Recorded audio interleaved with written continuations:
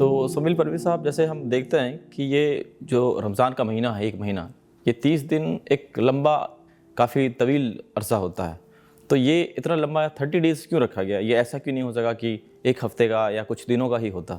کیا بات ہے، بہت اچھا سوال ہے یہ سوال اکثر لوگ کیا کرتے ہیں، اور اس سوال جان سکیں گے اور سیکھ سکیں گے وہ یہ کہ آخر اس کی فرضیت کا بھی مطلب صحیح سمجھ میں آ جائے گا اس سوال کے جواب میں آپ کے، اور اسی کے ساتھ ساتھ یہ کہ اللہ تعالیٰ کی قدرت اور اس کی حکمت بھی معلوم ہو جائے گی۔ دیکھیے، نماز ایک مسلسل عبادت ہے، تاحیات ہماری عبادت ہے، لیکن وہ کچھ منٹوں کے لیے ہوتی ہے۔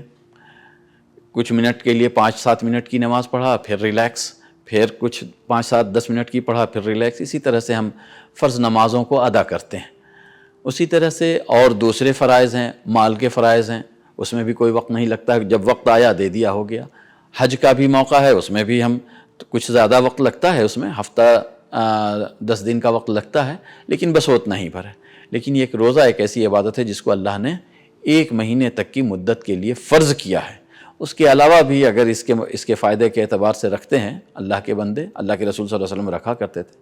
یہ جو 30 دن ہے، جیسا کہ میں نے اس سے پہلے ذکر کیا کہ یہ جن قوتوں کی ضرورت ہے بندے کو اللہ کی بندگی کے لیے، جس طاقت کی ضرورت ہے، اس کو حاصل کرنا اتنا آسان نہیں ہے۔ وہ 5 منٹ اور 10 منٹ کی عبادت سے صرف نہیں حاصل ہوتا ہے۔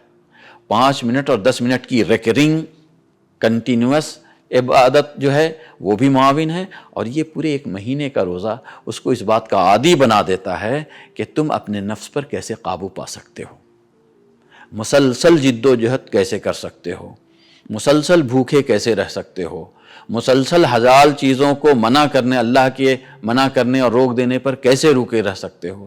اسی طرح سے نفس کی شہوت اور خواہشات کو کیسے ایک وقت کنٹرول ہو سکتی ہے، 2 وقت کنٹرول، مسلسل مہینے بھر کنٹرول کرنا لمبا معاملہ ہے بندے کا۔ اللہ تعالیٰ نے جو زندگی دی ہے، اس میں جو اس کی ذمہ داری ہے، جس منصب پر اللہ تعالیٰ نے اس امت محمدیہ کو فائز کیا ہے، اس کا کام یہ ہے کہ وہ اللہ کی بندگی کرے، لوگوں کو اللہ کی بندگی کے اندر لائے، اور اللہ کی زمین پر اللہ کے دین کو نافذ کرے۔ اس کے لیے اللہ کے بندوں کے اندر جو قوت ہونی چاہیے وہ ایک مسلسل ریاض سے ہوگی۔ اسی لیے یہ 1 مہینے کا مسلسل روزہ ہے۔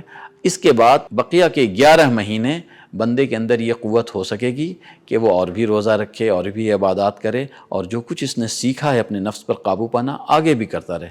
تو اس لمبی مدت کی ٹریننگ کے لیے اللہ تعالیٰ نے ایک لمبی مدت رکھی ہے 1 مہینے کی، تاکہ بندے کو اس کا ریاض ہو جائے، اس کی پریکٹس ہو جائے۔ جزاک اللہ خیر سمیل پرویز صاحب، بہت شکریہ۔